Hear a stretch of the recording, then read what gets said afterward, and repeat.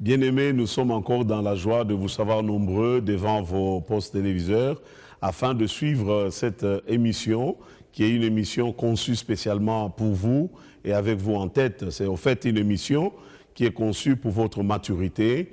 À travers cette émission, je crois que le Seigneur veut que nous puissions arriver ensemble à découvrir ce que nous sommes en Christ, les privilèges que nous sommes nôtres en Christ et l'autorité qui est nôtre en Christ. En fait, les bénéfices liés à la nouvelle alliance que nous avons par la foi en Jésus-Christ.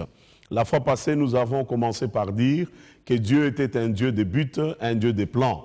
Et que non seulement il était un Dieu de buts et de plans, mais c'est un Dieu qui s'intéresse tout particulièrement à votre sort, à votre bien-être. Et nous avons vu que dans l'histoire passée, l'histoire des nations, l'histoire des peuples, Dieu suscitait des nations pour qu'au travers de ces nations, il puisse accomplir ses desseins. Donc ces nations étaient comme des instruments entre les mains de Dieu. Et nous avons vu que la Bible a raison de dire « Heureuse la nation dont l'Éternel est Dieu ». C'est cela la prière de Dr Callot, que cette nation, la RD Congo, puisse avoir l'Éternel comme sa seule et son unique source d'inspiration, de direction et de vision. En fait, Dieu, la Bible dit, le cœur de l'homme a beaucoup de plans, beaucoup de projets, mais c'est la pensée de Dieu qui s'imprime et qui s'impose. Il est très important que nous arrivions à connaître, n'est-ce pas, les desseins de Dieu pour nous, les plans de Dieu pour nos vies, afin que nous puissions vivre de vie chrétienne épanouie, que nous puissions vivre une vie chrétienne équilibrée, afin que nous puissions vivre une vie chrétienne de victoire, afin que nous puissions vivre une vie chrétienne pleine d'essence. Vous savez, c'est la raison pour laquelle cette classe est intitulée « La classe des vainqueurs ». Et notre sujet, c'est les réalités de la vie chrétienne ou de la nouvelle création. Lorsque vous lisez Jérémie 51, c'est là que nous nous sommes séparés la fois passée, le verset 10e, Dieu parle de la nation, donc le peuple de Babylone, qui avait été utilisé par lui afin d'accomplir certains desseins de Dieu, certains programmes de Dieu, d'accomplir la volonté de Dieu. Et en cela, Babylone a fait ce qu'il devait faire et Dieu était satisfait. Mais à un moment donné dans l'histoire de ce peuple, il est allé au-delà. En fait, c'est cela le problème. Aujourd'hui, beaucoup de gens n'ont pas de références, ils n'ont pas de repères. C'est pourquoi Paul dit, et il insiste, que pour que les choses deviennent nouvelles, pour que les choses changent, il faut que ceux qui veulent que les choses changent dans leur vie, dans leur nation, dans leur localité, dans leur pays et tout cela, il faut qu'ils aient une relation personnelle avec le Christ. 2 Corinthiens 5, 17, qui est le texte de base de notre mission. Si quelqu'un est en Christ, il est devenu une nouvelle créature. En fait, les choses anciennes sont passées, voici toutes choses sont devenues nouvelles. Hier, vous étiez dans un état de rébellion vis-à-vis de Dieu, mais quand vous acceptez Jésus comme Seigneur et Sauveur de votre vie, vous changez de statut.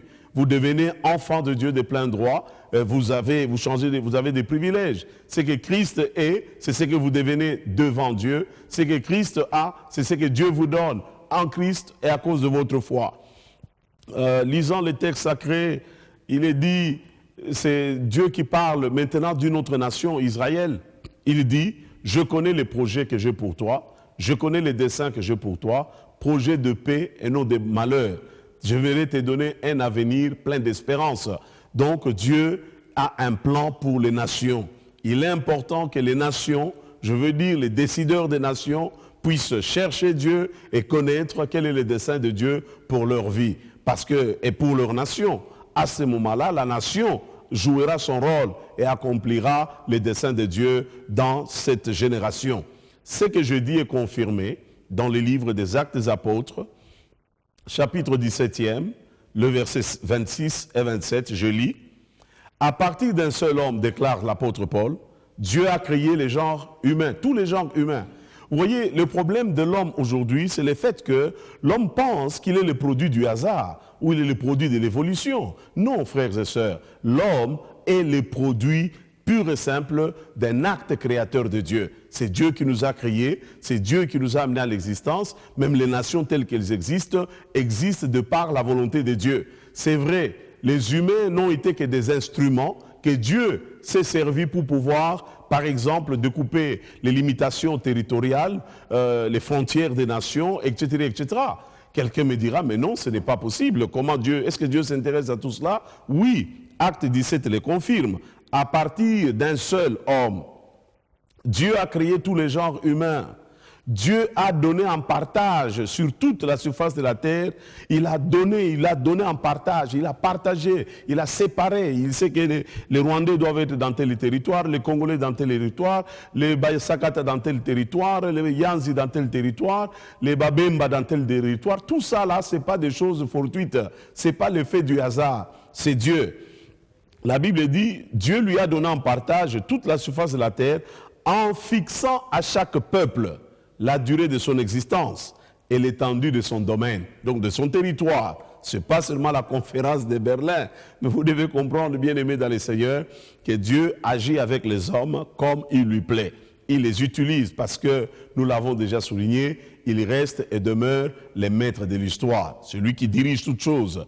Donc les hommes ne peuvent pas vraiment s'enorgueillir ou croire qu'ils sont plus meilleurs, ils sont plus sages ou plus intelligents que notre Dieu. Non, Dieu les utilise afin que ses desseins puissent s'accomplir. Et le texte dit que Dieu a voulu que les choses soient ainsi, invitant les hommes à les chercher. Voilà pourquoi il est important que nous soyons en Christ.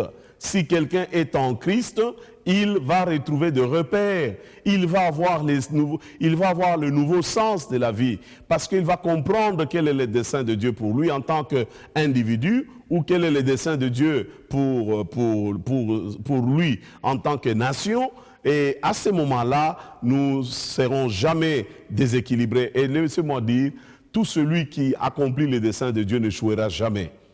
Tout celui qui est dans les plans de Dieu. Lorsque l'homme a péché, en fait, il s'est écarté du plan de Dieu, il a commencé à faire ses propres affaires. Ésaïe 53 dit, « Nous étions comme des brebis égarées, chacun suivait sa propre voie, faisant sa propre volonté. Mais l'Éternel a fait retomber l'iniquité de nous tous sur Jésus son Fils. » Encore, nous revenons à Jésus. Si quelqu'un est en Christ, il peut devenir une nouvelle créature. Les choses anciennes vont passer, voici toutes choses seront nouvelles. Christ est le seul qui peut changer ta vie. Christ est le seul qui peut donner un sens à ta vie. Christ est le seul qui peut réorienter à nouveau ta vie sur le bon chemin. D'ailleurs, il a dit, je suis le chemin, la vie et la vérité. Je t'encourage, toi qui me suis chaque jour fidèlement, à pouvoir croire en Jésus-Christ, afin que tu sois en contact avec lui pour que les choses changent pour le mieux dans ta vie.